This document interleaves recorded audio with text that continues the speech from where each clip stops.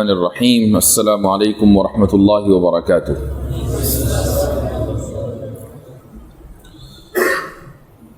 میرے لیے بڑی سعادت کی بات ہے کہ اس ادارے میں کہ جس سے میرا اور میرے خاندان کا قدیم تعلق رہا ہے، یہاں حاضری ہوئی ہے اور متعدد بار حاضری ہوئی ہے بچپن سے اب تک۔ یہاں آنا اور پھر ان تاریخی درسگاہوں کی زیارت کرنا اور یہاں آپ حضرات کے درمیان موجود ہونا، یہ محض اللہ سبحانہ و تعالیٰ کا فضل اپنے اوپر سمجھتا ہوں، اور دعا گو ہوں کہ اللہ سبحانہ و تعالیٰ دین کی خدمت کے لیے مجھے اور آپ سب کو قبول فرمائے۔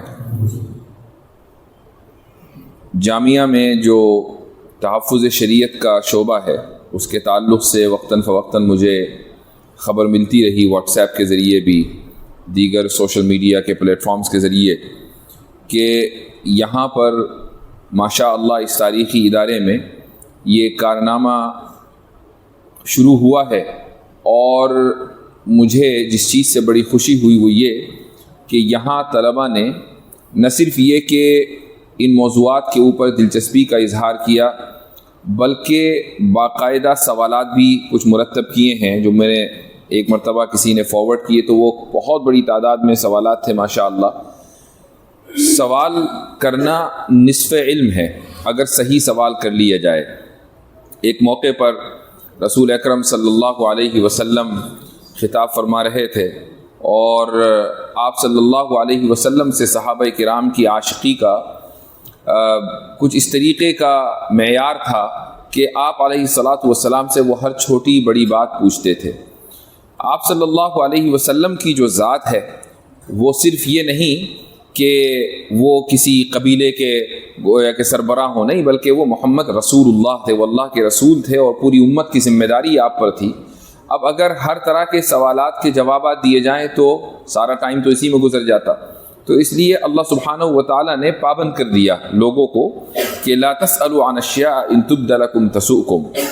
آپ صلی اللہ علیہ وسلم پر یہ آیت نازل ہونے کی وجہ یہی رہی کہ سوالات بعض مرتبہ ایسے آتے تھے کہ جن کا علمی یا علوم نبوت سے کوئی تعلق براہ راست نہیں تھا۔ مثلا ایک صحابی نے یہ سوال کیا کہ یا رسول اللہ من ابی، میرا باپ کون ہے؟ تو آپ صلی اللہ علیہ وسلم اس وقت ناراضگی میں تھے اور کثرت سوال سے، تو آپ نے فرمایا کہ تیرا باپ فلاں ہے، اور یہ چیز مدینے کے معاشرے میں کسی کو معلوم نہیں تھی۔ تو جب آپ صلی اللہ علیہ وسلم نے پبلک میں یہ بتا دیا کہ اس شخص کا باپ فلاں ہے، تو ظاہر ہے کہ ماں کو تو برا لگنا تھا۔ یہ ایک ایسی چیز تھی جو چھپی ہوئی تھی زمانہ جاہلیت سے، تو ماں نے اپنے بیٹے سے یہ کہا کہ تو نے آج مجھے اس طریقے سے رسوا کیا کہ کسی بیٹے نے اپنی ماں کو اس طرح رسوا نہیں کیا ہوگا۔ تو اس واقعے سے یہ پتہ چلتا ہے کہ سوال کر لینا صحیح طریقے سے یہ بھی ایک طرح کا فن ہے اور آدھا علم ہے۔ تو اگر آپ کے پاس سوالات کی ایک لسٹ مرتب ہے اور آپ ان سوالات کے اوپر کام کر رہے ہیں، تو جب آپ اس میدان میں، عملی میدان میں سامنے آئیں گے، لوگوں کا سامنا کریں گے، تو انہی میں سے کچھ نہ کچھ سوالات ٹکرائیں گے۔ جب امتحان آتا ہے تو ہم پرچہ حل کرتے ہیں پہلے ہی۔ ہمارے زمانے میں دارالعلوم دیوبند میں اس کا رواج تھا کہ بھئی چلو پرچے حل کر لو۔ تقریباً 20-25 سال کے پرچے تو ہم حل کر لیا کرتے تھے، تو اس میں سے 2-3 سوال آ جاتے تھے۔ تو اگر آپ کے پاس 1000-1500 سوالات ہیں اور آپ ان پر تیاری کر رہے ہیں، تو انہی میں سے آنا ہے کچھ نہ کچھ۔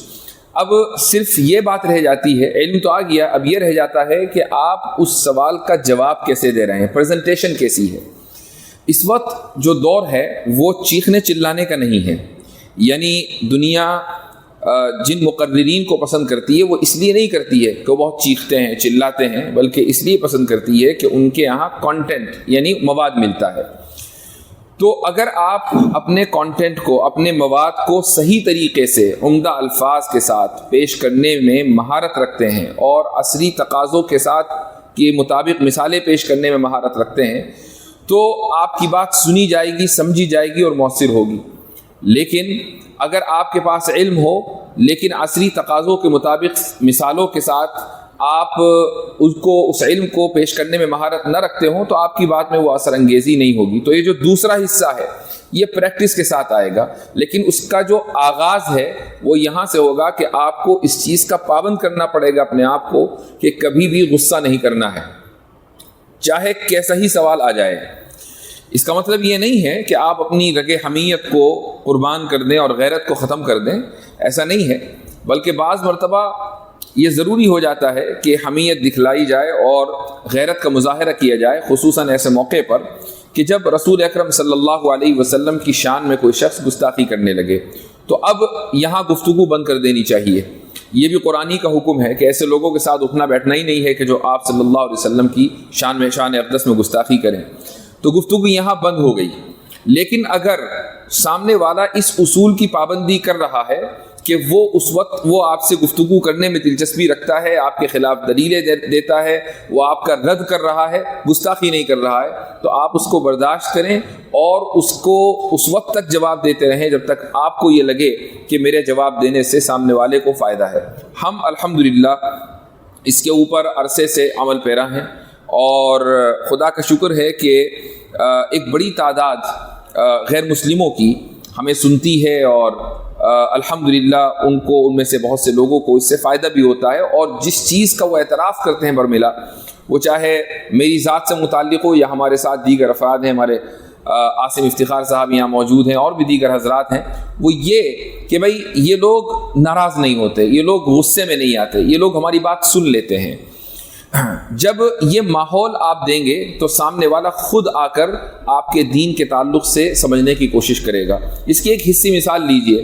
تصور کیجئے کہ آپ نے ایک دکان کھولی ہے اور اس دکان میں آپ نے کچھ پروڈکٹس رکھے جن کو آپ کو فروخت کرنا ہے. اب اس کے دو طریقے ہیں. ایک طریقہ تو یہ ہے کہ آپ گھر گھر جائیں اور اعلان کریں کہ بھائی ہمارے یہاں دکان میں فلاں چیزیں بکتی ہیں اور آپ آئیں اور اس کو لیں. ہو سکتا ہے کہ آپ 100 دروازوں کو کھٹکھٹائیں گے تو 1 یا 2 آدمی ان چیزوں میں انٹرسٹ دکھائیں گے اور خرید لیں گے. اور ایک یہ ہے کہ پورے شہر میں یہ پتہ چل جائے کہ فلاں صاحب کی دکان ہے اور یہ سامان اگر اچھی کوالٹی کا ملے گا تو وہیں ملے گا. تو آپ کو نہ ایڈورٹائز کرنے کی ضرورت ہے، نہ کہیں ہورڈنگز لگانے کی ضرورت ہے، نہ کہیں اخبار میں اعلان دینے کی ضرورت ہے، نہ سوشل میڈیا پر آنے کی ضرورت ہے. اشتہار کے لیے لوگ خود بخود جوق در جوق آپ کی دکان پر آئیں گے اور پروڈکٹس لیں گے. تو یہ ایک حصی مثال ہے.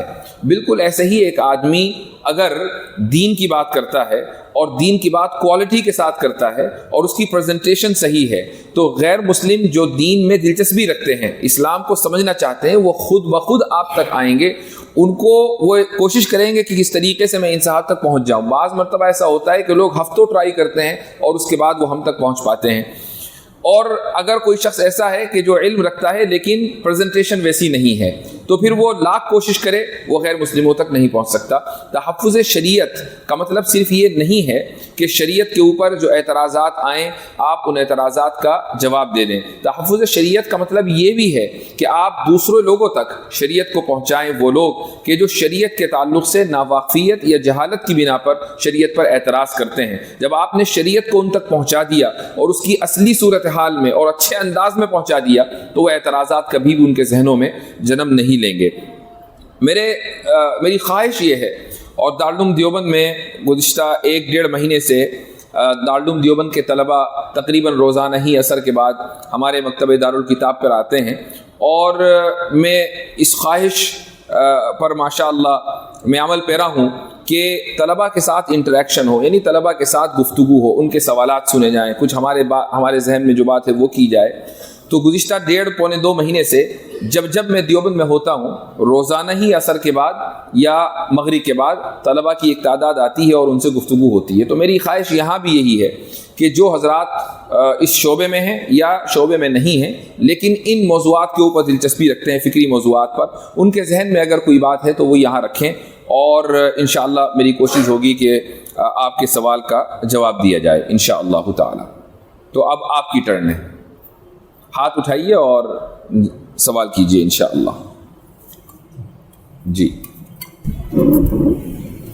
گزشتہ مرتبہ آپ سے ایک مرتبہ ابھی مذاکرہ ہوا تھا دیوبند میں، تو آپ نے کہا تھا کہ ارتداد کا ایک بڑا سبب مینٹل ٹراما ہے.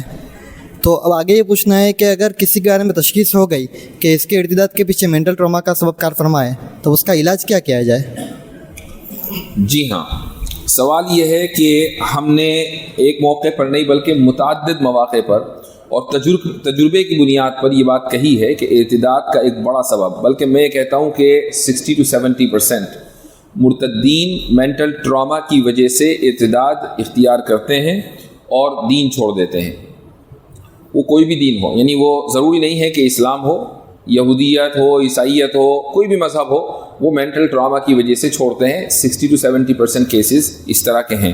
یہ ایک رف ایسٹیمیٹ ہے۔ رف ایسٹیمیٹ کا مطلب یہ نہیں ہے، یہ ہے کہ ہم جتنے لوگوں سے گفتگو کا موقع ملتا ہے ان میں سے ایک تعداد، بڑی تعداد ہمیں اس طرح کی ملتی ہے۔ ہم نے کوئی سروے نہیں کیا، ہمارے پاس کوئی پختہ ڈیٹا نہیں ہے، لیکن بہرحال صورتحال یہی ہے کہ اکثریت ان لوگوں کی ہوتی ہے۔ مینٹل ٹراما کا کیا مطلب ہے؟ مینٹل ٹراما کا مطلب یہ ہوتا ہے کہ بچپن میں یا نوجوانی کے دنوں میں کوئی واقعہ اس شخص کی زندگی میں ایسا ہو گیا کہ جس نے اس کے ذہن کے اوپر بہت زیادہ منفی نتیجہ مرتب کیا ہے۔ مثلا کسی کی ماں کا انتقال ہو گیا، کسی کے باپ کا انتقال ہو گیا، کوئی ایکسیڈنٹ اس نے دیکھ لیا۔ ابھی 1 سال پہلے میرا انگلینڈ جانا ہوا اور وہاں پر ایک علاقے میں میں گیا، ایک عالم تھے، وہ مجھے اپنے علاقے میں لے کر گئے، بریڈ فورڈ میں۔ تو بریڈ فورڈ میں ایک ہی خاندان کے 3 نوجوان، تینوں مرتد ہوئے، ان میں سے 2 مدرسے کے فارغ تھے اور ایک حافظ تھا۔ تو میں نے ان سے پوچھا، اتفاق سے وہ پڑوسی میں رہتے تھے اور میری تقریر تھی اس شہر کی مسجد میں، وہ تقریر میں بھی موجود تھے اور تینوں مرتد۔ تو مجھے بتایا گیا کہ یہ تینوں مرتد ہیں اور آپ کی تقریر میں موجود تھے۔ تو میں نے صاحب سے پوچھا کہ بھئی ارتداد قبول کرنے کے باوجود یہ مسجد میں نماز پڑھنے بھی آتے ہیں اور بیانات میں بھی بیٹھ رہے ہیں؟ تو مجھے بتایا گیا کہ والد چونکہ بہت سختی کرتے ہیں اور وہ زبردستی ان کو لے کر آتے ہیں، اور والد کی شرط یہ ہے کہ اگر میرے گھر میں رہنا ہے تو 5 نمازیں مسجد میں ادا کرنی ہوں گی۔ تو 1 سال سے یہ نماز پڑھنے آتے ہیں، خود بتاتے ہیں کہ ہم وضو وغیرہ نہیں کرتے ہیں، نماز یہاں پڑھ رہے ہیں آ کر، والد کی وجہ سے شرط پوری کر رہے ہیں تاکہ گھر کا سایہ ملتا رہے، سائبان ملتا رہے۔ غرض یہ ہے کہ ان تینوں کے تعلق سے میں نے معلومات حاصل کی کہ آخر کیا وجہ رہی کہ مدرسے کے ماحول میں 1 سال مسجد میں آ رہے ہیں، علماء کے بیانات سن رہے ہیں، لیکن اثر نہیں ہو رہا ہے۔ کیا وجہ ہے؟ کوئی نہ کوئی واقعہ ان کی زندگی میں ایسا ہوا ہوگا۔ تو تحقیق کرنے سے پتہ چلا کہ چند سال پہلے یہ تینوں اپنے کسی کزن کے ساتھ کہیں جا رہے تھے اور راستے میں ایکسیڈنٹ ہوا، اور اس بری طریقے سے ہوا کہ کزن کی موقع پر ہی ہلاکت ہو گئی، اور اس طرح ہوئی کہ باڈی کو پہچاننا مشکل ہو گیا۔ یہ تینوں اس کے عینی شاہد ہیں۔ تو ان میں سے ان تینوں بچوں کے اوپر ان کے ذہن پر بڑا اثر پڑا، اور یہ کویشچن کرنے لگے، سوال کرنے لگے اپنے آپ سے کہ آخر ایسا کیوں ہوا؟ اللہ تعالیٰ کو اگر موت ہی دینی تھی اس بندے کو تو اس بری طریقے سے کیوں دی؟ یہاں سے سوال، ہلکا سا ایک سوال ذہن میں جنم لیتا ہے شیطان کے وسوسے سے، اور پھر یہ مینٹل ٹراما کی شکل اختیار کر لیتا ہے، اور یہاں سے پھر تشکیک کا سفر شروع ہوتا ہے، اور ایک انسان یہ سوال کرنے لگتا ہے کہ اگر اللہ تعالیٰ اتنا رحم کرنے والا ہے تو پھر آخر اس نے انسان کو اس طریقے سے مصیبت میں مبتلا کیوں کیا؟ یہ مینٹل ٹراما کا مظہر ہے، اس کا اظہار اس طریقے سے ہوتا ہے۔ اب اس کا علاج کیا ہے؟ آپ اس کو کتنی ہی دلیلیں دیں، یہ جو واقعہ میں نے آپ کو بتایا ہے کہ بھئی تینوں بھائی ہیں، تینوں مسجد میں آ رہے ہیں، فجر کی نماز بھی پڑھ رہے ہیں اور بیانات بھی سن رہے ہیں، اثر نہیں ہو رہا ہے۔ اس کی وجہ کیا ہے؟ اس کی وجہ یہ ہے کہ جو علاج ان کو ملنا چاہیے وہ علاج ان کو نہیں ملا۔ آپ لاکھ دلیلیں دیں گے، وہ دلیلیں ان کے اوپر اثر انگیز نہیں ہوں گی۔ ان کا علاج یہ ہے کہ ان کے اس مینٹل ٹراما کو نکالا جائے۔ یہ کون کرے گا؟ یہ کرے گا ماہر نفسیات، چونکہ یہ نفسیاتی مسئلہ ہے تو ماہر نفسیات یہ کام کرے گا۔ اب ہمارے ساتھ جو مسئلہ ہے وہ یہ ہے کہ ہمارے پاس ماہرین نفسیات موجود نہیں ہیں، اور جن ممالک میں ہم رہتے ہیں یعنی مثلا برطانیہ، امریکہ وغیرہ، یہاں ماہرین نفسیات مسلم موجود ہیں، لیکن ان کو لائسنس اسی شرط پہ ملتا ہے کہ آپ دین کی کوئی بات نہیں کریں گے، جیسے ہی وہ دین کی بات کریں گے لائسنس منسوخ ہو جاتا ہے۔ تو وہ ایسی کوئی بات کر ہی نہیں سکتے۔ مان لیں اگر کسی ماہر نفسیات کے سامنے یہ والا کیس آئے اور اس کو پتا ہو کہ یہ تینوں بھائی اس لیے مرتد ہوئے ہیں چونکہ یہ ایک مینٹل ٹراما سے گزرے ہیں، تو وہ کبھی بھی یہ تشخیص نہیں کریں گے۔ تو ماہرین نفسیات کا ہونا بھی ہمارے درمیان ضروری ہے، اور اگر علماء اس فن کو اسلامی اصولوں کے مطابق حاصل کریں، یہ شرط ہے، اسلامی اصولوں کے مطابق حاصل کریں تو اس سے بڑا فائدہ ہے، اور ایسے بہت سے لوگ کہ جو ارتداد یا الحاد کا شکار ہوئے ہیں واپس آ سکتے ہیں۔ بلکہ اس سے آگے بڑھ کر میں یہ کہوں گا کہ اس دور میں جب آپ عملی زندگی میں قدم رکھیں گے اور خصوصاً شہروں میں ہوں گے تو آپ کے سامنے ایک اور فتنہ آئے گا ارتداد کے علاوہ، وہ ہے LGBT کا مسئلہ۔ اور LGBT کا مسئلہ 100% اس میں 99% بھی نہیں بات ہے، 100% یہ دماغی خلل سے کی بنیاد پر ہوتا ہے۔ لیکن ان افراد کو کہ جو LGBT سے متاثر ہیں، یعنی اس کمیونٹی سے تعلق رکھتے ہیں، اپنے آپ کو گے کہتے ہیں، لیسبین وغیرہ وغیرہ، یہ اس بات کو ماننے کے لیے تیار نہیں ہوتے کہ کوئی نفسیاتی مسئلہ ہے۔ اور کوئی بھی ماہر نفسیات دنیا میں، مغربی ممالک میں، جس دن یہ کہہ دے گا کہ آپ کو نفسیاتی مسئلہ ہے، اسی دن اس کی پریکٹس ختم ہو جائے گی، لائسنس ختم ہو جائے گا، اور یہاں پر بھی ایسا ہی آگے چل کر ہوگا۔ تو ماہرین نفسیات کا علماء میں ہونا بھی ضروری ہے تاکہ آگے آنے والے جو مسائل ہیں ان کا حل، ان کی پیش بندی کی جا سکے۔ تو جیسا علاج، جیسا مرض ہے ویسا ہی علاج ہے، دلیل کے ذریعے ایسے لوگوں کا علاج نہیں ہوتا، ایسا علاج ماہرین نفسیات کرتے ہیں۔ جی اب یہ تو مفتی صاحب ہی بتائیں گے۔ اتفاق سے یہ ہوا کہ جب میں گاڑی میں بیٹھا جہاز سے اتر کر تو مفتی صاحب کا میسیج آیا کہ بات کرنی ہے، تو میں ابھی تک جواب بھی نہیں دے سکا۔ لیکن یہ بات ضرور ہے کہ وہ چونکہ اس میدان میں ماشاءاللہ اختصاص رکھتے ہیں تو ان کی بھی اس طرح کے مدارس میں ورکشاپس ہونی چاہیے۔ جی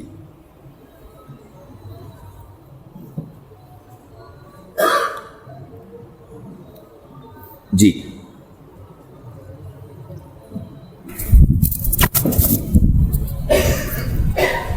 کیا مذہب اور سائنس کے درمیان ٹکراؤ ہو سکتا ہے؟ اور جو لوگ یہ سمجھتے ہیں تو ان کی غلطی کہاں ہوتی ہے؟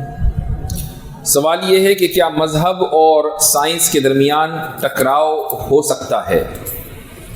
یہ اس بات پر موقوف ہے کہ آپ سائنس کو کیا درجہ دیتے ہیں۔ اگر آپ نے سائنس کو یہ درجہ دیا کہ سائنس کے پاس ہر مسئلے کا اور ہر موضوع پر گفتگو کا حق ہے تو پھر یقیناً ٹکراؤ ہوگا، چونکہ آپ نے سائنس کو اس کا جو ایک اسکوپ ہے، اس کا جو میدان کار ہے، اس سے نکال دیا۔ مثلا سائنس کا میدان کار یہ طبیعیاتی دنیا ہے، یہ فزیکل ورلڈ ہے کہ یہ دنیا کیسے چل رہی ہے، سورج نکلتا ہے کیسے نکلتا ہے، چاند طلوع ہوتا ہے تو کیسے طلوع ہوتا ہے، وغیرہ وغیرہ۔ یہ جو کیسے کا جواب ہے، پروسیس کو سمجھانے کا کام، اور وہ بھی صرف اس طبیعیاتی دنیا کے تعلق سے، یہ سائنس کا میدان کار ہے۔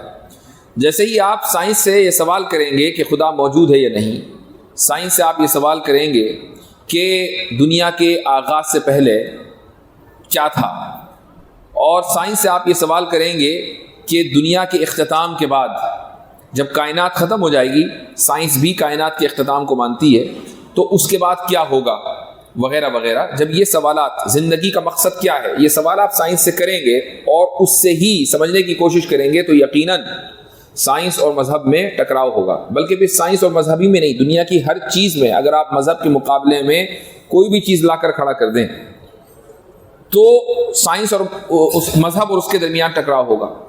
مثال کے طور پر آپ سائنس کی جگہ کوئی ویسے ہی رسم و رواج لے لیں، کھانا پینا لے لیں، اور اس کو آپ وہ اہمیت دیں جو مذہب کو دی جاتی ہے تو ٹکراؤ لازمی ہے۔ اسی لیے اس کو سائنس نہیں، سائنٹزم کہا جاتا ہے۔ یعنی ایک بڑی تعداد وہ ہے ان لوگوں کی ہے جو سائنس کو واقعی وہ درجہ دیتی ہے کہ اگر کوئی چیز سائنس کی بنیاد پر ان کے سامنے پیش کی جائے تو وہ تسلیم کریں گے، ورنہ نہیں کریں گے۔ تو وہ لوگ سائنس کا نہیں بلکہ سائنٹزم کا شکار ہیں۔ اور سائنٹزم غیر سائنسی رویہ ہے۔ سائنٹزم کیا چیز ہے؟ سائنٹزم یہ ہے کہ ہم کسی بھی چیز کی حقانیت، صداقت کو سائنس کی بنیاد پر جانچیں گے، یہ سائنٹزم ہے آسان لفظوں میں۔ تو اگر کوئی شخص سائنٹزم کا شکار ہے تو یہ غیر سائنسی رویہ ہے۔ یہ غیر سائنسی رویہ کیوں ہے؟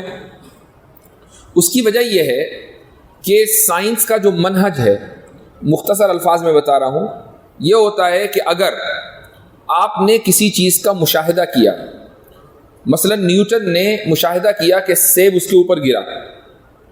اب اس نے یہ غور و فکر کیا, اس کے ذہن میں یہ سوال آیا کہ یہ سیب جو اوپر سے نیچے گرا ہے یہ ایسا کیوں ہوا؟ یہ اوپر بھی تو جا سکتا تھا, یہ دائیں بھی جا سکتا تھا, بائیں بھی جا سکتا تھا. تو اس مشاہدے کی بنیاد پر اس نے ایک سوال اپنے ذہن میں پیدا کیا اور اس کا جواب تلاش کرنے کی اس نے کوشش کی. جب سوال اور جواب کا مرحلہ اس کے ذہن میں چل رہا تھا تو اس نے ایک ہائپوتھیسس کریٹ کی. ہائپوتھیسس کو کہتے ہیں مفروضہ. ایک مفروضہ اس نے کریٹ کیا گریویٹی کا کہ کشش ثقل ہے. اس کے بعد اس نے مختلف چیزوں کو لے کر تجربات کیے اور تجربات کرنے کے بعد ڈیٹا کلیکٹ کیا. ڈیٹا کلیکٹ کرنے کے بعد ڈیٹا انالیسس کیا. ڈیٹا انالیسس کے بعد پھر ایک تھیوری سامنے آئی.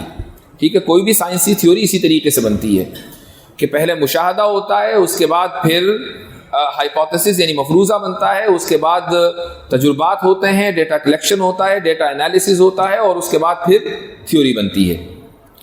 اس کا مطلب یہ ہوا کہ اگر کوئی بھی چیز اس منہج سے ہٹے گی تو وہ سائنسی نہیں ہے, اس منہج کے مطابق ہی وہ سائنسی ہوگی.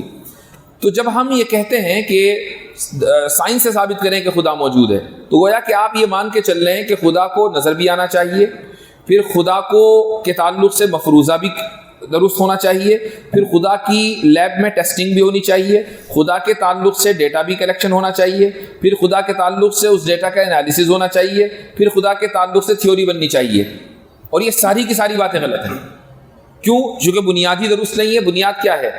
مشاہدہ, اور خدا قابل مشاہدہ نہیں ہے. ہماری یعنی یہ ہماری کمی ہے, خدا کی کمی نہیں. یہ پورا مسئلہ شرع عقائد میں رویت کے تعلق سے آپ لوگ پڑھ چکے ہوں گے جو یہ کتاب پڑھ چکے ہیں. تو جب آپ سائنس کی بنیاد پر خدا کے وجود کو سمجھنے کی کوشش کریں گے تو گویا کہ یہ سائنٹزم ہے, اور یہ سائنٹزم غیر سائنسی منہج, غیر سائنسی رویہ ہے.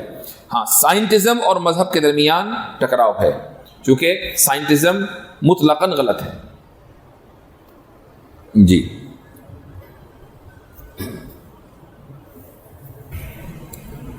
یہ جو آپ کی 1 سال پہلے اویس اقبال کے ساتھ جو ڈیبیٹ ہوئی تھی اس میں ڈارونزم کا پوری طرح سے ابطال ہونے کے باوجود بھی وہ آخر اپنا بیس, الحاد کا بیس ڈارونزم پر کیوں بناتے ہیں؟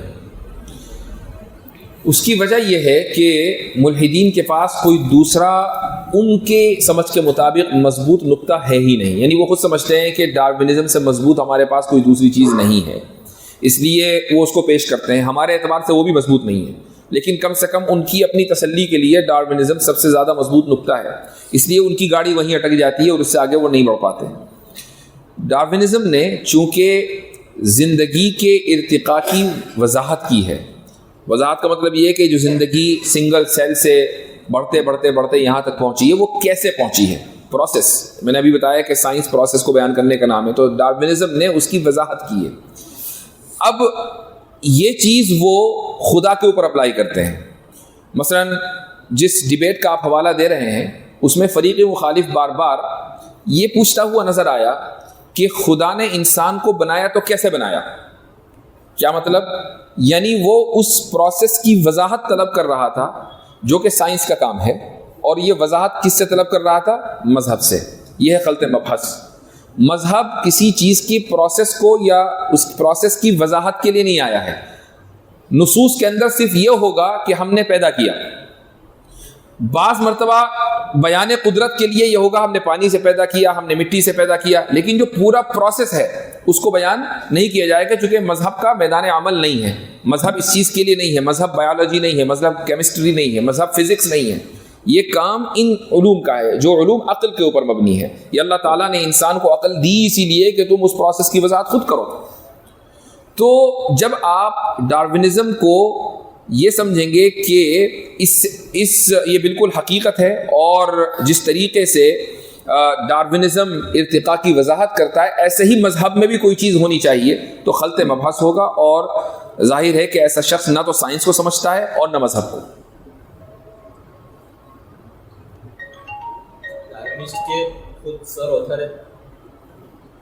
خود اس کو کہا کہ یہ ایک ثابت نہیں ہے. اس کے دوبارہ بولیں, ڈارونسٹ کے جو خود ڈارونسٹ ہے سر اوتھر, ہاں, تو وہ بھی کہہ رہے ہیں کہ یہ کوئی ثابت شدہ نہیں ہے. اس کے باوجود بھی دیکھیں ڈارونین ایوولوشن کے تعلق سے یہ کہا جاتا ہے کہ ابھی تک کی یہ سب سے زیادہ قابل قبول تھیوری ہے کہ جو لائف کی ارتقاء کی وضاحت کرتی ہے. کوئی بھی سچا مخلص ڈارونسٹ یہ نہیں کہے گا کہ یہ 100% حقیقت ہے اور اس میں کسی بھی طرح کی تبدیلی کی کوئی گنجائش یا تشریح کی گنجائش نہیں ہے. اگر وہ مخلص ہے سائنس کے تئیں اور وہ سائنس پر سچا پکا ایمان لایا ہوا ہے تو وہ یہ کبھی نہیں کہے گا. اور اگر وہ منافق ہے، منافق سائنس ہے، منافق فی سائنس ہے، تو پھر وہ اس طرح کی بونگیاں مارے گا، اس کو خود سائنس کا علم نہیں ہے. تو ارتقاء کے تعلق سے، ڈاروینی ارتقاء کے تعلق سے یہ مانا جاتا ہے کہ ابھی تک کی تاریخ میں ارتقاء کی وضاحت اس سے بہتر کوئی دوسرا نظریہ نہیں کرتا. اس کا مطلب یہ ہے کہ اس کی گنجائش ہے کہ ہو سکتا ہے کہ کل کو کوئی دوسری تھیوری آ جائے جو اس سے بہتر وضاحت کر سکے ارتقاء کی. جی غیر ملحد سے مباحثے کا طریقہ کیا ہوگا، طریقہ کار کیا ہوگا؟ غیر ملحد سے، غیر مسلم سے، ہاں ملحد سے مباحثے کا طریقہ کار کیا ہوگا؟ ملحد سے مباحثے کا طریقہ کار کیا ہوگا، یہ بہت عام سوال ہے اور یہ اس پر موقوف ہے کہ ملحد نے سوال کیا کیا ہے. لیکن ایک اصول ذہن میں رکھیے گا کہ ملحد کسے کہتے ہیں؟ ملحد کہتے ہیں منکر خدا کو، جو خدا کے وجود کا قائل نہیں ہے.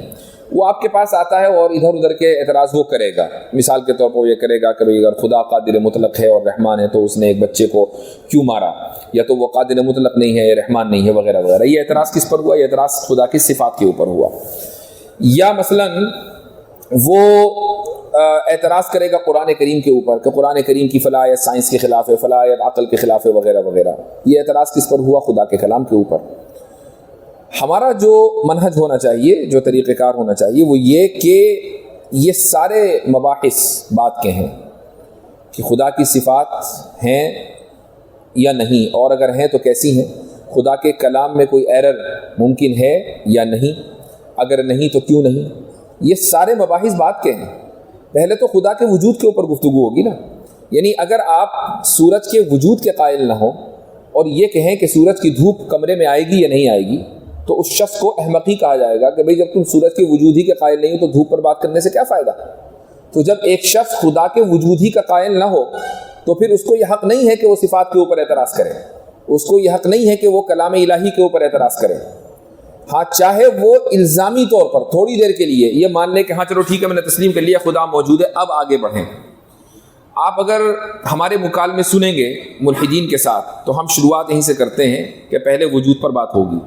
ہم اس سے چاہے اعلیٰ سبیل تسلیم یہ کہلوا لیں کہ ہاں خدا موجود ہے، پھر ہم آگے بڑھتے ہیں، اس کے بغیر ہم آگے نہیں بڑھتے. اور ہم اس چیز کو فضول سمجھتے ہیں کہ قرآن کریم کی حقانیت پر کسی ملحد کے ساتھ گفتگو ہو جبکہ ہم یہ جانتے ہوں کہ وہ منکر خدا ہے.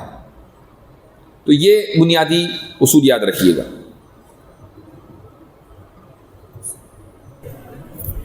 مساوات پر جو اعتراضات کیے جاتے ہیں کہ مساوات ہونا چاہیے، تو اس میں عام مثال سے کس طرح سمجھا جائے؟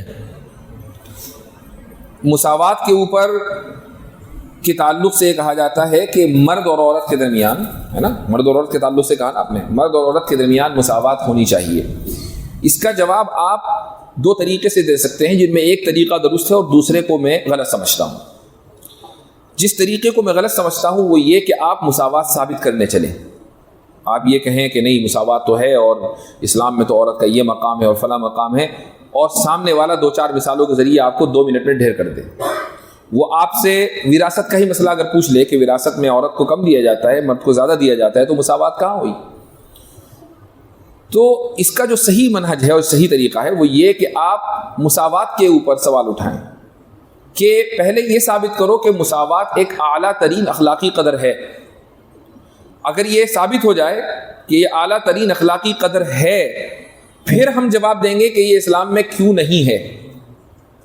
لیکن پہلے مرحلہ یہ ہے کہ آپ یہ ثابت کریں کہ اخلاقی اعتبار سے تمام مرد اور عورت کے درمیان ہر پہلو میں، ہر ذمہ داری میں مساوات ہونی چاہیے. پہلے اس کو ثابت کر دیا جائے اور صبح قیامت تک وہ اس کو ثابت نہیں کر پائیں گے. چونکہ اصل مساوات نہیں ہے، اصل عدل ہے، اور عدل کے لیے دو چیزوں کا یکساں ہونا ضروری نہیں ہے۔ دو چیزیں اگر مختلف ہیں تو ظاہر ہے کہ دونوں کو مختلف طریقے سے ہی ٹریٹ کیا جائے گا۔ یعنی اب اگر آپ اس ڈیسک کے اوپر پانی رکھا ہوا ہے، پانی کا گلاس رکھا ہوا ہے، اور اس میں اس کے نیچے ڈیسک رکھی ہوئی ہے، دونوں چیزیں الگ الگ ہیں، لیکن اگر آپ دونوں کو یکساں ٹریٹ کریں تو کبھی پانی کے اوپر، پانی کے گلاس کے اوپر ڈیسک بھی رکھ دیا کریں۔ اس کا الٹا بھی تو ہونا چاہیے نا پھر، لیکن اس کا الٹا کبھی نہیں ہوتا۔ کیوں؟ چونکہ پانی کا جو گلاس ہے وہ نازک ہے، ڈیسک مضبوط ہے، تو ڈیسک کو سپورٹ کرنا ہے، پانی کے گلاس کو نہیں۔ تو عورت نازک ہے اور مرد بالکل ایسا ہی جیسے کہ ڈیسک، یعنی وہ مضبوط ہے۔ تو اللہ تعالیٰ نے مرد کو یہ ذمہ داری دی ہے کہ وہ خاندان کو سپورٹ کرے، وہ تحفظ فراہم کرے۔ یہ عورت کی ذمہ داری نہیں ہے، چونکہ ان کے دل بھی کمزور ہوتے ہیں، ان کی جسمانی ساخت بھی ایسی ہی ہے۔ تو جب دونوں الگ الگ ہیں، ایک میں فطری طور پر قوت ہے، دوسرے میں فطری طور پر کمزوری ہے، ایک میں نزاکت ہے، دوسرے میں نزاکت نہیں ہے، تو دونوں کے درمیان مساوات کیسے ممکن ہے؟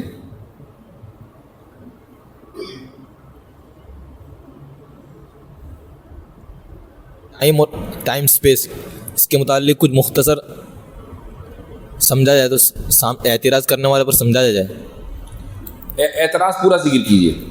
اگر کسی نے اشکال کر دیا کہ ٹائم اور اسپیس کے متعلق، تو اس میں مختصر انداز سے کس طرح سمجھا جائے؟ نہیں، اس نے کیا اعتراض کیا؟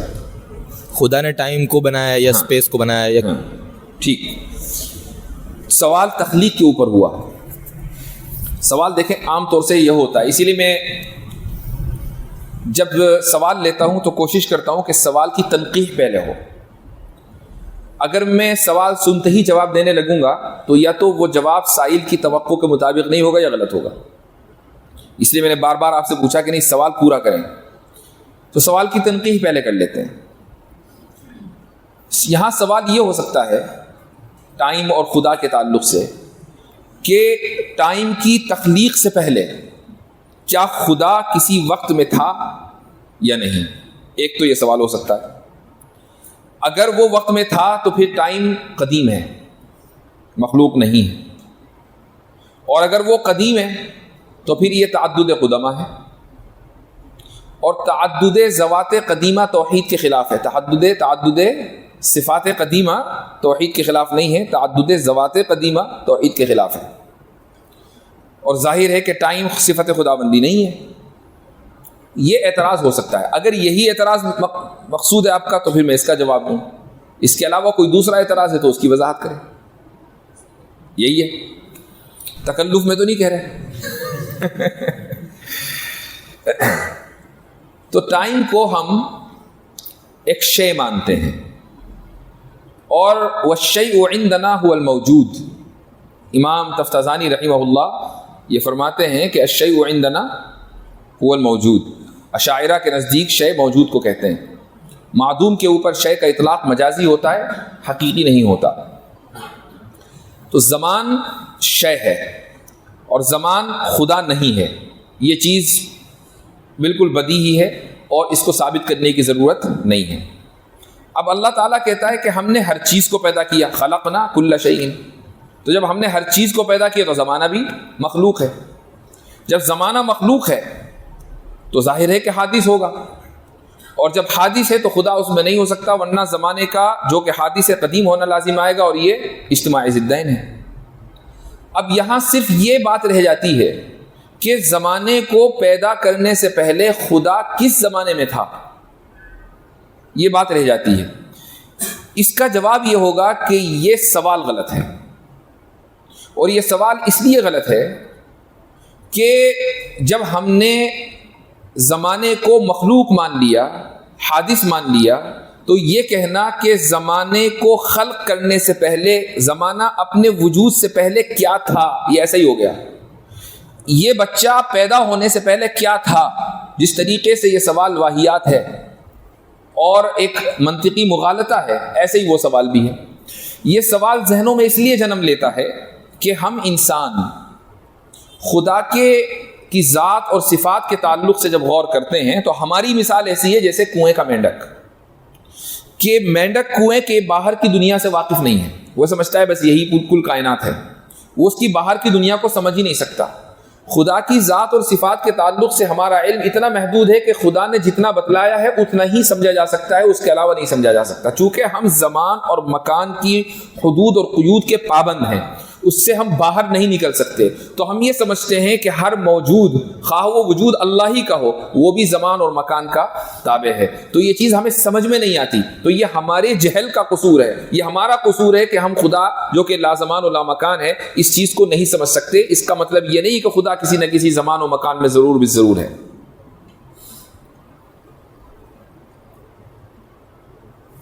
نظریاتی جنگ کے رد عمل میں, اس کے مقابلے میں, اگر ہماری طرف سے یہ ہو انسٹا یا ایکس پر کوئی پوسٹ کی جائے جس میں اوپر منوسپورتی یا جو ان کے احکامات ہیں اس کو ذکر کیا جائے اور نیچے ہماری شریعت اس کے کمپیریزن میں جو ہے اس کو مینشن کیا جائے, تو یہ کیا؟ دیکھیں, یہ جو آپ فرما رہے ہیں وہ اس بات پر موقوف ہے کہ ماحول کیسا ہے. یہ ضروری نہیں ہے کہ ہر بات کا جواب فوری طور پر اسی انداز سے دیا جائے. ہم جن ملکوں میں رہتے ہیں, میں اپنی بات کر رہا ہوں, وہاں پر ان چیزوں کی بہت زیادہ آزادی ہے, اور دوسرے ممالک میں اس طرح کی آزادی نہیں ہے, بلکہ یہ چیز بعض مرتبہ نقصان دہ بن جاتی ہے. اس لیے میں نوجوانوں کو اور طلباء کو اس سے دور رہنے کا مشورہ دیتا ہوں.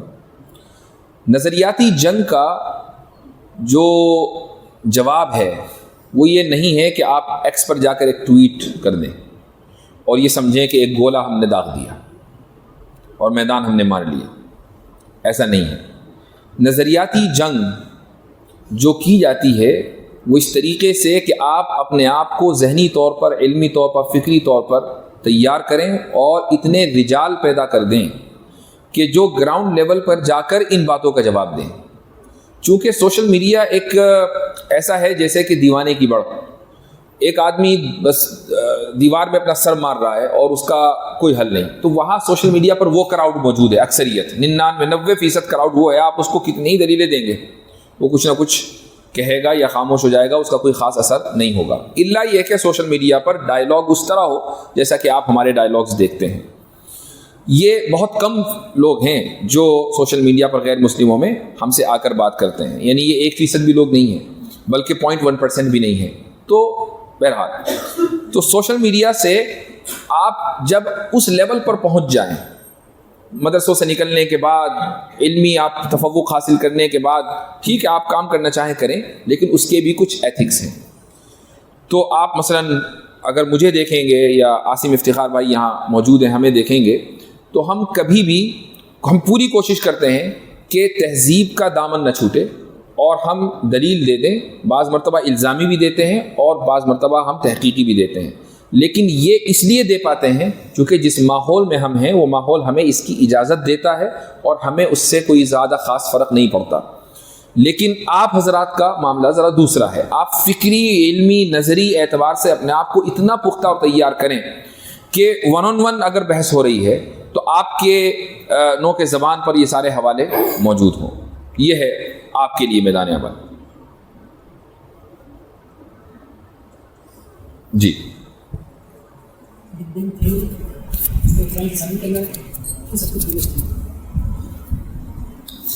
بگ بینگ تھیوری کو قرآن سے ثابت کرنا کس حد تک درست ہے؟ کسی بھی سائنسی تھیوری کو, آپ نے لفظ تھیوری بولا بگ بینگ کے ساتھ, تو اس کا مطلب یہ ہے کہ یہ ایک تھیوری ہے. اور یہ بھی میں آپ کو بتا دوں کہ 1929 میں اس تھیوری کو مکمل طریقے سے یعنی اس کے سامنے ہتھیار ڈال دیے گئے کہ ہاں چلو ٹھیک ہے, چونکہ 1929 میں ایڈوین ہبل کے ذریعے جو ٹیلیسکوپ تھی تو اس سے مشاہدہ ہوا کہ یہ کائنات پھیل رہی ہے. تھیوری تو پہلے آ چکی تھی لیکن 1929 میں اس پر مہر لگی ہے, اور اس وقت سے لے کر آج تک, یعنی یہ تقریباً 94-95 سال کا عرصہ ہو رہا ہے. اس عرصے میں سائنٹیفک سوسائٹیز دنیا بھر میں پھیلی ہوئی ہیں, خصوصاً انگلینڈ کی مشہور ہے. کتنے ہی سیمینارز ہو چکے ہیں جس میں اس بات کی سائنسدانوں نے کوشش کی ہے کہ اس تھیوری کو چھوڑ دیا جائے اور اس کے بجائے دوسری تھیوری لائی جائے جو کائنات کے قدیم ہونے کی کو ثابت کرے، یعنی کائنات کے حادث ہونے کو وہ پسند نہیں کرتے، مجبور ہیں۔ اگر ان کے پاس کچھ تھوڑے بہت دلائل ادھر ادھر سے مل جائیں کہ جس سے یہ تھیوری غلط ثابت ہو جائے، تو یہ اسی دن اس تھیوری کو غلط ثابت کر کے چھوڑ دیں گے اور کائنات کے قدیم ہونے کے ماڈل کو اختیار کر لیں گے۔ تو کوئی بھی تھیوری جو سائنس کی طرف سے پیش کی جاتی ہے، چاہے 90 سال کا عرصہ لگے یا 900 سال کا، اس بات کے لیے ہمیشہ ذہنی طور پر تیار رہنا چاہیے کہ تھیوری آگے چل کر غلط ثابت ہو سکتی ہے۔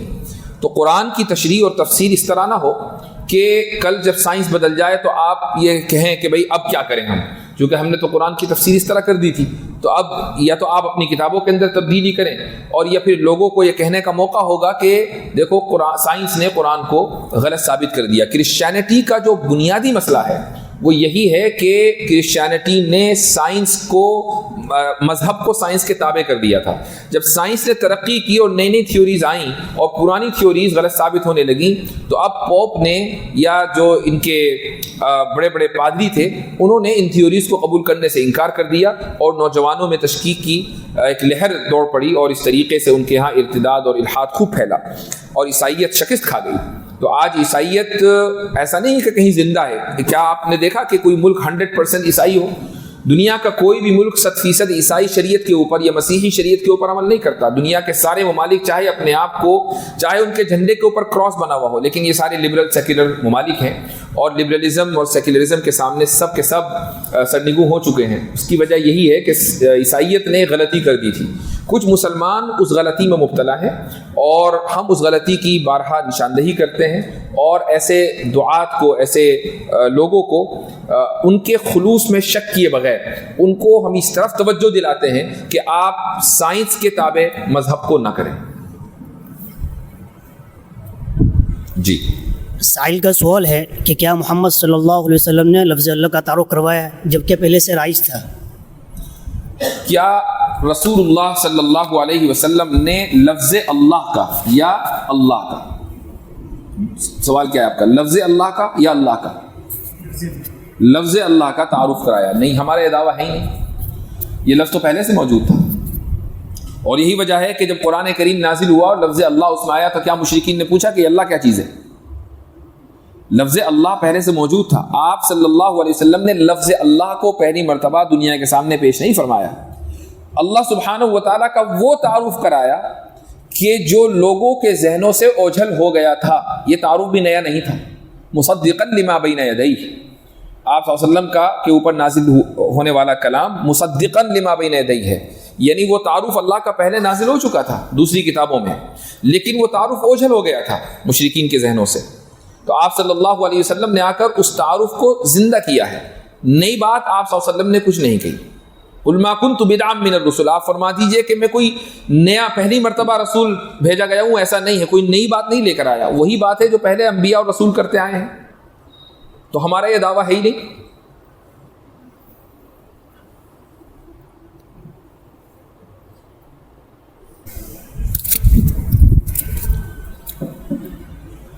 ہم ایک مسلمان دوسرے مسلمان کو اللہ تعالیٰ کی وحدانیت اور رزاقیت کو بتلاتا ہے کہ اللہ تعالیٰ رازق ہے، مالک ہے وغیرہ، لیکن اگر ایک غیر مسلم ہم سے سمجھنا چاہے کہ اللہ تعالیٰ کیا ہے تو اس کو کس طرح سمجھانا چاہیے؟ اگر کوئی غیر مسلم یہ سوال کرتا ہے کہ اللہ تعالیٰ کا تعارف کرایا جائے تو ہم کیسے اللہ کا تعارف کرائیں؟ اللہ نے اپنا تعارف جس طریقے سے کرایا ہے اس سے بہتر اللہ کا تعارف ہم نہیں کرا سکتے، اور وہ تعارف سورہ اخلاص میں ہے کہ قل هو اللہ احد اللہ الصمد۔ یہ جو لفظ صمد ہے یہ اہم ترین لفظ ہے، اور یہ اگر آپ نے غیر مسلم کو سمجھا دیا تو باقی ساری چیزیں خود بخود حل ہو جاتی ہیں۔ سمد کا مطلب کیا ہوا کہ وہ اس میں بہت ساری چیزیں، ایک سمندر ہے، وہ غنی ہے، محتاج نہیں ہے، کسی چیز کے اوپر موقوف نہیں ہے، ساری دنیا اس کے اوپر موقوف ہے۔ جب آپ نے یہ کانسیپٹ دے دیا کہ وہ ایک ہے اور وہ کسی پر موقوف نہیں ہے اور ہر چیز اس کے اوپر موقوف ہے، تو پھر یہ ثابت کرنا کہ وہ رزاق ہے، وہ غفور ہے، وہ رحیم ہے، وہ کریم ہے، وہ غفار ہے، قہار ہے، یہ ساری صفات ثابت کرنا بہت آسان ہو جاتا ہے۔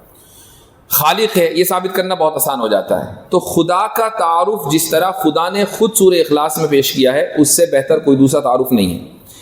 اچھا، غیر مسلموں کا کیا مسئلہ ہے؟ غیر مسلموں کی الگ الگ کیٹیگریز ہیں. مثلا ایک کیٹیگری وہ ہے جو یہ کہتی ہے کہ خدا کی اولاد ہے، تو خدا نے اسی صورت میں کہہ دیا کہ خدا کی اولاد نہیں ہے، لم یلد ولم یولد. اسی طریقے سے ایک کیٹیگری وہ ہے کہ جو یہ کہتی ہے کہ نہیں، خدا کو انسانیت کو تعلیم دینے کے لیے اس بات کی ضرورت ہے کہ وہ انسانوں کا روپ لے کر الگ الگ جنموں میں آئے اور اوتار بن کر لوگوں کے درمیان رہے. تو اس کا مطلب یہ ہوا کہ پھر خدا الصمد نہیں رہا. اللہ تعالیٰ نے اپنے لیے الصمد کا لفظ استعمال کیا ہے. تو دیکھیں دنیا میں جو غیر مسلم ہیں وہ دو ہی بڑی کیٹیگریز کے ہیں. یا تو یہ کہ وہ عیسائی ہیں، ان کی تردید ہو گئی لم یلد ولم یولد میں، یا پھر یہ کہ وہ مشرکین ہیں، ان کی تردید ہو گئی احد اور الصمد دو کے ذریعے. اور اسی طریقے سے احد ہونا خدا کے موجود ہونے کا بھی متقاضی ہے. جو چیز ایک ہوگی وہ موجود تو پہلے ہوگی نا. ایسا تو نہیں ہے کہ آپ نے ایک ہونے کو ثابت کر دیا لیکن اب وجود میں اٹک گئے کہ وجود کیسے ثابت کریں، یہ تو ممکن نہیں ہے. تو ان لوگوں کی بھی تردید ہو گئی جو خدا کے وجود کے منکر ہیں. تو اس مختصر صورت میں تمام طبقات غیر مسلموں کے ان کی تردید ہو جاتی ہے. اب اس کے اوپر موقوف ہے کہ ایک ایک لفظ کے آپ دلائل کیسے دے رہے ہیں، یہ آپ کے علم کے اوپر مبنی ہے. جی اس پر جو اس میں ہے جو سوالات جی اس مسئلے کو اس میں کس طرح سمجھایا جائے ذرا.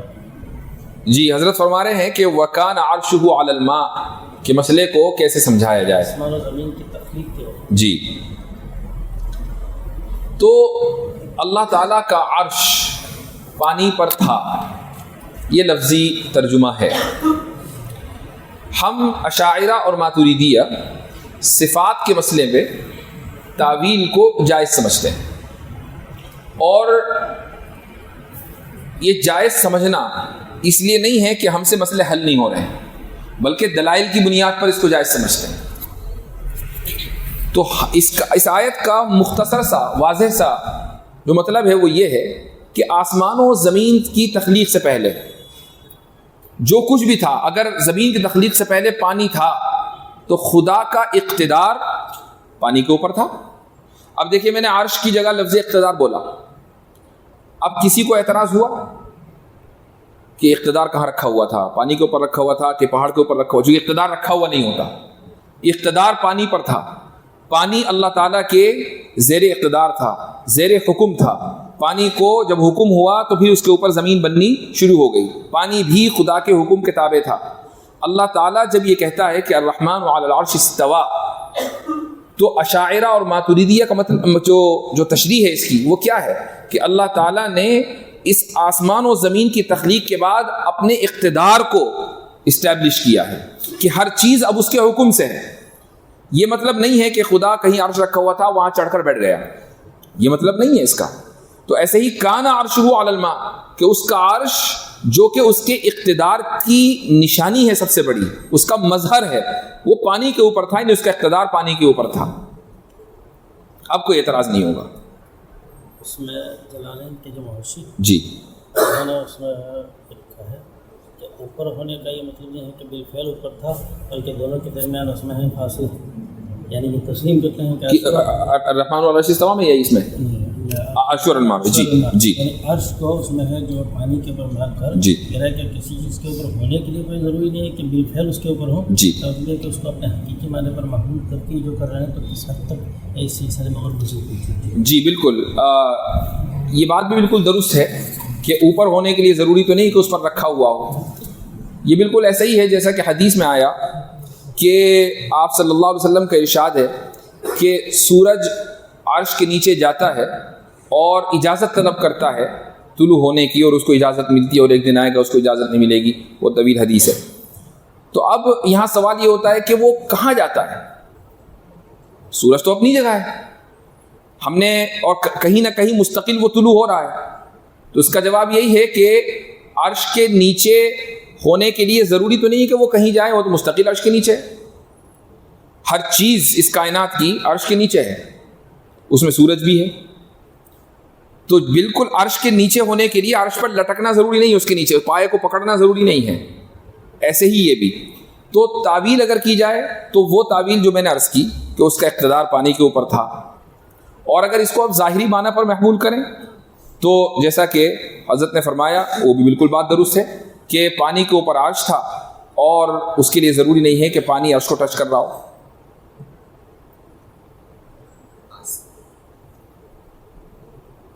آسمان کے بارے میں کہا کہ اوپر ہے تو یہ ایسٹ اور ویسٹ میں بدل جائے گا نا.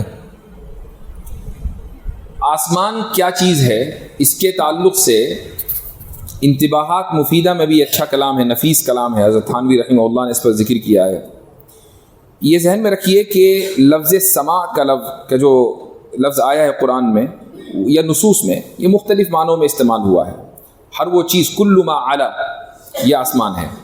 یہاں تک کہ چھت کے لیے بھی لفظ سماع کا استعمال ہوا ہے, بادلوں کے لیے لفظ سماع کا استعمال ہوا ہے, اور اسی طریقے سے اس کے اوپر جو جن کو ہم آسمان کہتے ہیں ان کے لیے بھی لفظ سماع کا استعمال ہوا ہے.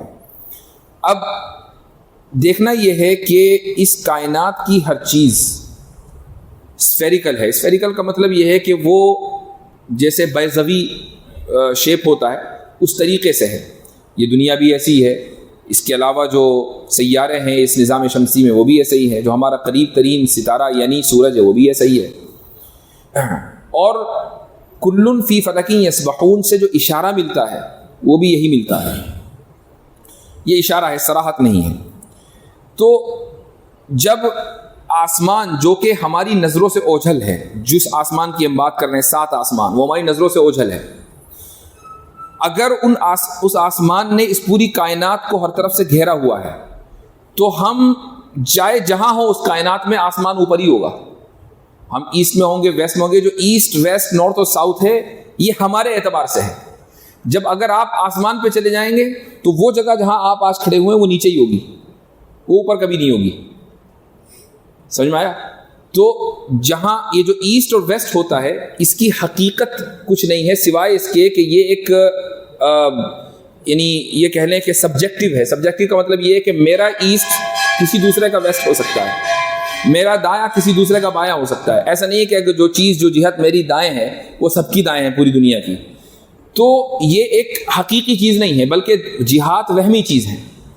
تو آپ ایسٹ اور ویسٹ جائے جہاں بھی جائیں یا جو بھی ڈائریکشن ہو یہ وہمی ہے. لیکن اس جگہ پر جس کو آپ ویسٹ کہہ رہے ہیں اس جگہ کو ذہن میں رکھ کر اگر آپ آسمان پہ چلے جائیں تو وہ جگہ ہمیشہ آسمان کے نیچے ہی ہوگی, کیونکہ آسمان نے چاروں طرف سے اس کائنات کو گھیرا ہوا ہے. بالکل ایسا ہی آپ امریکہ چلے جائیں اور اس وقت ہم انڈیا میں ہیں, اور دنیا اگر گول ہے تو امریکہ کہاں ہوگا؟ زمین کے نیچے. ٹھیک ہے, زمین کے نیچے ہوگا. اور آپ کھدائی کرتے کرتے کرتے اگر ممکن ہو تو دوسری طرف امریکہ ہی نکلے گا. لیکن کیا ہم یہ کہیں گے کہ امریکہ ادھر ہے؟ زمین کے نیچے کہتے ہیں, یہ کہتے ہیں کہ نہیں ویسٹ میں ہے, چونکہ جاتے ادھر سے ہیں. تو اسی طریقے سے اس کائنات کو سمجھنا چاہیے, اور آسمان اس کائنات کو محیط ہے. یہ کیا کہ بغیر کسی ستون کے اس کو بنایا ہے تو گول میں کس, یہ سمجھنا تو بہت آسان ہے. آپ یہ دیکھیں کہ ہماری اس دنیا کے باہر لیئرز ہیں, جیسے اوزون لیئر کا آپ نے نام سنا ہوگا. کیا اس میں کوئی ستون ہے؟ آج کل پورے انڈیا میں فاگی موسم چل رہا ہے, ہر جگہ فاگ ہے, دلی میں خصوصاً. وہ جب جہاز اڑتا ہے تو آپ کو لگے گا کہ آپ اس اسموک کے اندر سے ہوتے ہوئے جا رہے ہیں اور 10-15 سیکنڈ کے بعد اسموک نیچے رہ جائے گا اور آپ اوپر رہ جائیں گے. وہ پورا ٹکا ہوا ہے, زمین کے اوپر نہیں ہے, بیچ میں ہے بغیر کسی ستون کے. تو بادل ہیں ٹکے ہوئے ہیں بغیر کسی ستون کے. تو جب بادل بغیر ستون کے ہیں, بخارات بغیر ستون کے ہیں, تو آسمان بغیر ستون کے کیوں نہیں ہو سکتا؟ اس کی مثال تو اللہ تعالیٰ نے کتنی ہمیں ہماری دنیا میں دکھلائی ہیں. یہ سوال یہ تھا کہ چھت کو اگر یوں کہا جائے کہ یہ بغیر ستون کے تو یہ بات الگ ہے, اور گول چیز کے متعلق یہ کہا جائے کہ یہ اندر ستون کے بغیر ہے. اگر چھت کو کہا جائے کہ بغیر ستون کے ہے تو یہ بات الگ ہے. کیا مطلب؟ یہ ایک معجزہ, معجزے کے طور پر. ٹھیک, دیکھیں یہاں پر یہ چیز سمجھنے کی ہے کہ کیا انسان کے لیے اس طرح کی کوئی چیز تخلیق کر دینا کہ جس میں کسی بھی چیز کا سہارا نہ ہو اور وہ بالکل گول ہو ممکن ہے؟ سہارا نہ ہو اور وہ ویسے ہی ٹکی ہوئی ہو، مثلا انڈے جیسا کوئی شیپ آپ بنائیں گے تب بھی کوئی نہ کوئی سہارا اس کا ہوگا، کہیں بھی رکھیں گے آپ اس کو تو جو جگہ رکھی ہوئی ہے وہ سہارا اس کو دے گی. لیکن اللہ تعالیٰ نے اس پوری کائنات کو جو بنایا ہے تو وہ کسی چیز کے اوپر رکھا نہیں ہے. یہ جو دنیا بنی ہوئی ہے وہ کسی چیز کے اوپر ٹکی ہوئی نہیں ہے، وہ معلق ہے. اس کا معلق ہونا یہی معجزہ ہے جو انسان کے بس کے باہر ہے. انسان کسی ایسی چیز کی تخلیق نہیں کر سکتا کہ جو بغیر سہارے کے اپنی ایک معلق ہو. یہ اعجاز ہے اس میں، تخلیق میں. جی اسلام کا مطالعہ کرنا چاہتا ہے اور قبول کرنا چاہتا ہے، پہلے کہتے ہیں تاکہ قبول اپنی اسلام کو ضرور ہے، تو اس کے مطالعے کے لیے ہندی یا انگریزی میں کوئی کتاب. غیر مسلم کون ہے؟ اگر وہ شخص بت پرست ہے اور وہ چاہتا ہے کہ اسلام کا مطالعہ کرے اور اس کے لیے بہترین کتاب، بلکہ میں عام طور سے جو کتاب ریکمینڈ کرتا ہوں وہ حضرت مولانا منظور نعمانی رحمہ اللہ کی کتاب اسلام کیا ہے. تو یہ کتاب اچھی ہے غیر مسلموں کے لیے اور بنیادی اس کے اندر معلومات ہیں اور حکمت کے ساتھ یہ کتاب لکھی گئی ہے، اس کو بتایا جا سکتا ہے. جی پیچھے آپ کا بھی کوئی سوال تھا؟ جی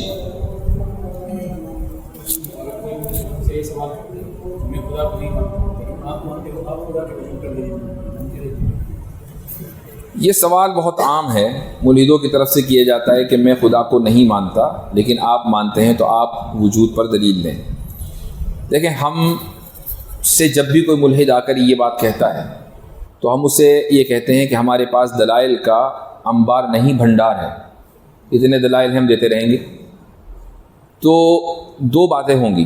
یا تو ہم اس سے یہ پوچھتے ہیں کہ تمہیں کس طرح کی دلیل چاہیے، تو یہ لکھ لیجئے اور ایسا ہی ہوگا. وہ یہ کہے گا کہ مجھے حصی دلیل چاہیے، یہ لکھ لیں آپ، اس کے علاوہ کچھ اور نہیں ہو سکتا. تو آپ یہاں سے شروعات کریں گے کہ خدا کے وجود کے لیے حصی دلیل کا مطلب اگر یہ ہے کہ خدا نظر آنا چاہیے تو یہ ہمارے مقدمے کے خلاف ہے. ہم ایسی دلیل دیں ہی کیوں کہ جس پر ہمیں خود ایمان نہ ہو.